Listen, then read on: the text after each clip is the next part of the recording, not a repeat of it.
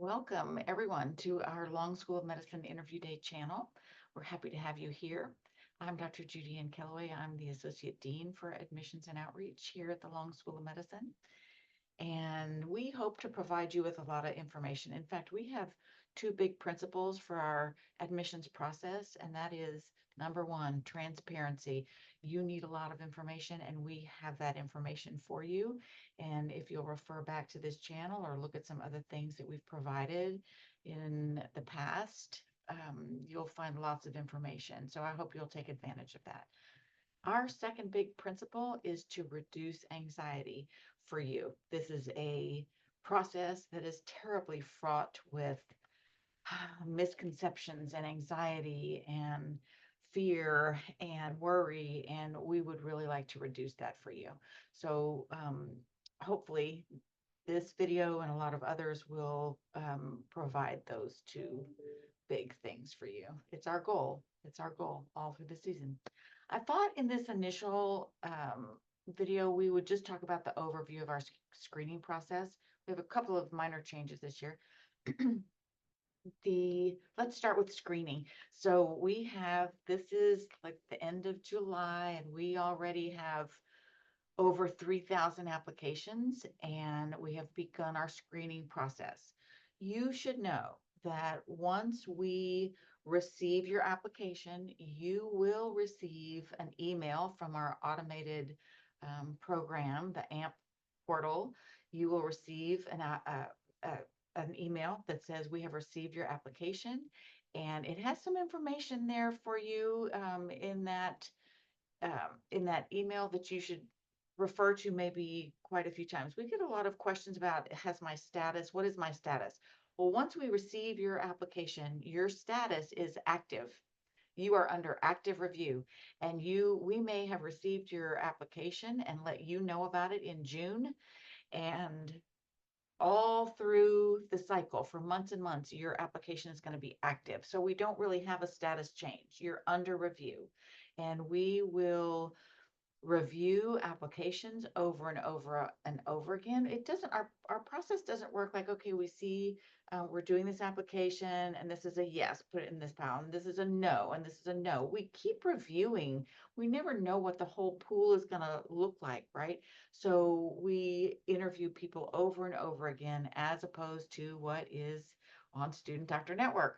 So the I know that there's a lot of asking, when did you submit, when did you transmit, and all those things on Student Doctor Network. So it doesn't work that way for us. So you may submit in August and get an invitation in December or January. We're not through until all of the interview spots are taken.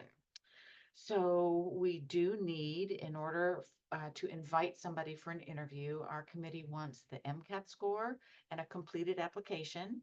We do not need your newest score. We don't need your letters of recommendation. We do not use the Casper at this point for screening officially.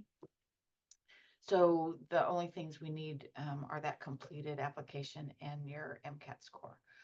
So let's move on then to invitation to interviews. So you're thinking, what are they looking for? What are you looking for at Long School of Medicine?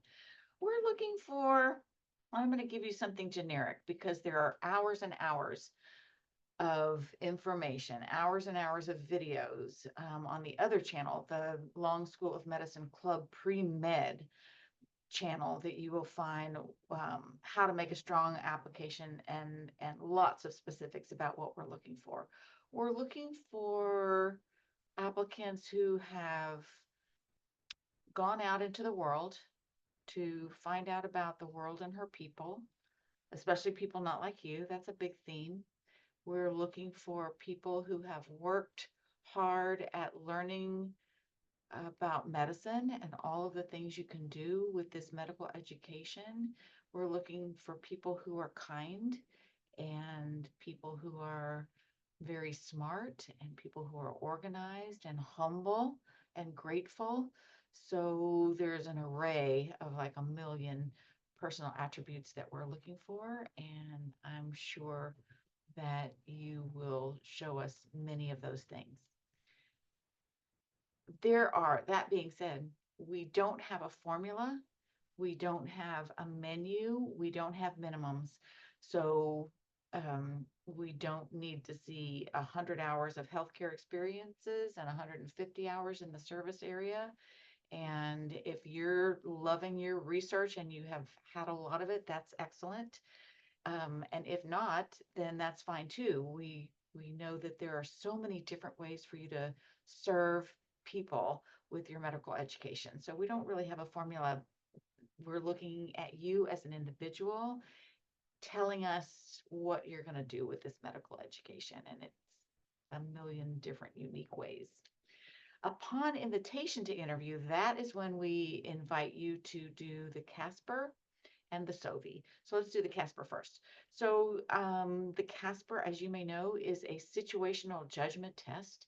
It is going to present to you a variety of situations, and you have to tell us how to manage that situation. I think you can prepare for these things. Go look at some of the Club Pre-Med YouTube channel videos, which will talk to you about finding more expertise in problem solving and things like that.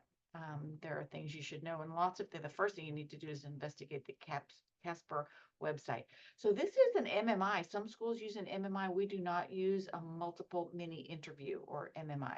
And the people who invented that, smart people at McMaster University, created the MMI, and then they created the Casper as an exportable program that people can use to identify your personal characteristics.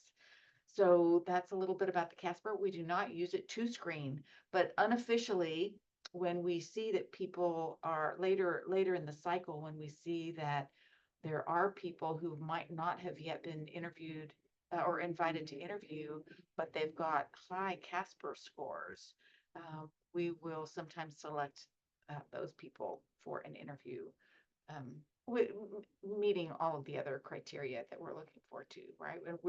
I should have said earlier, we're looking for a holistic review. We do a holistic review. We are a holistic review construct throughout all of our admissions processes. So in short, that is looking for strength in metrics, strength in experiences, and gathering all those experiences grow in you. The third aspect, which is your personal attributes, strong personal attributes, that's what we're looking for. So that is the Casper. It is used in an impressionistic way here. We don't use it in a formula. We use it as one of many, many components. Sometimes people reach out, they will report to you your quartile. And sometimes people worry, oh my goodness, I'm in the last quartile. That doesn't matter, because you're going to have so many other strong things to present to us.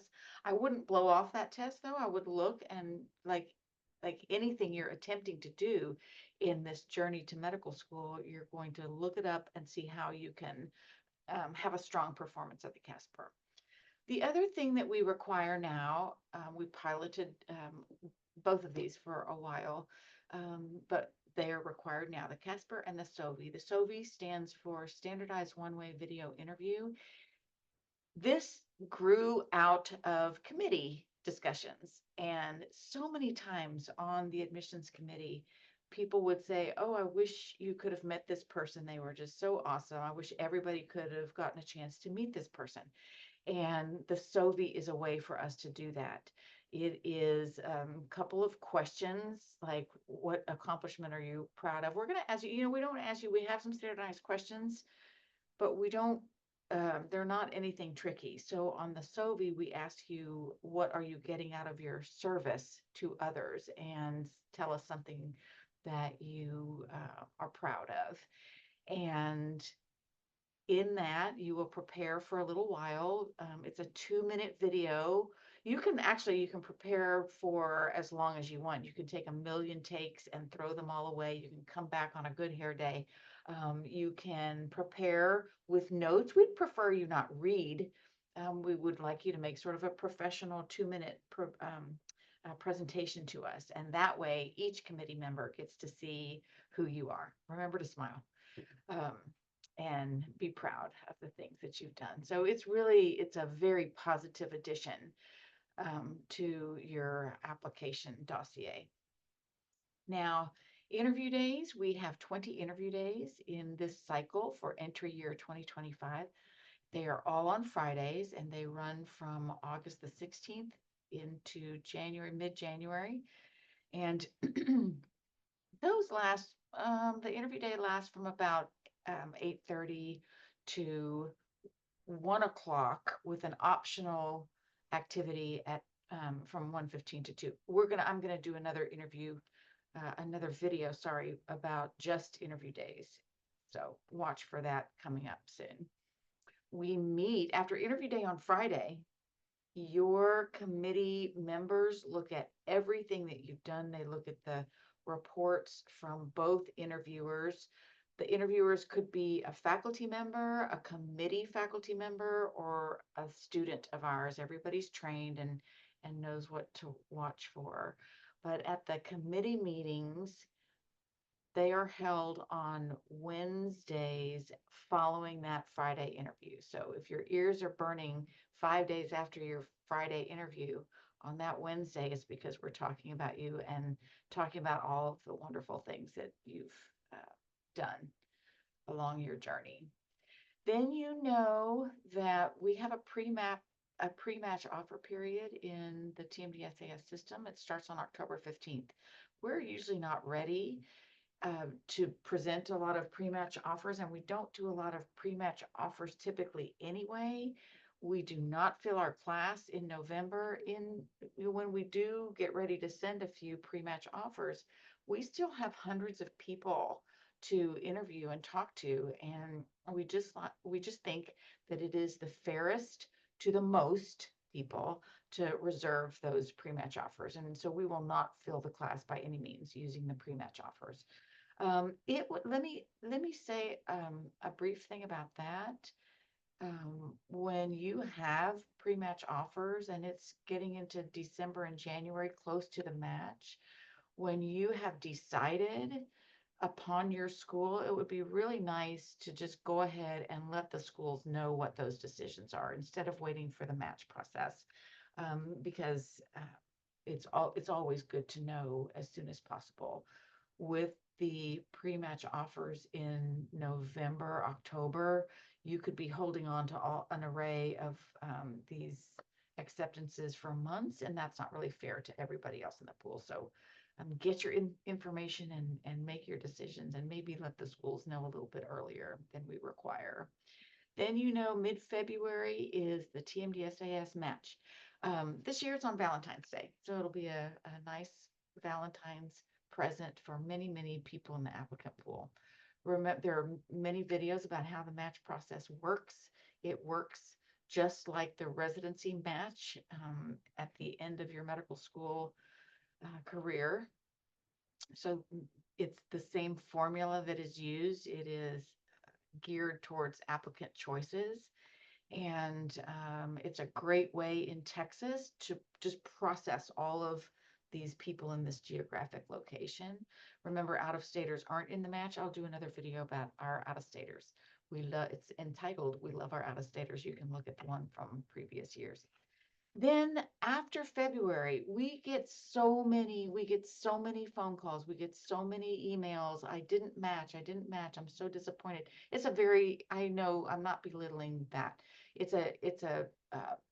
It can be devastating news, but you have to keep in mind that from February to June, and sometimes even into the very beginning of July, there is the wait pool period, and many people across the whole state in all of our schools gain entry to medical school during that wait pool period. So it's not over in February at all. It's not over until classes start, and that would be at different times for different schools.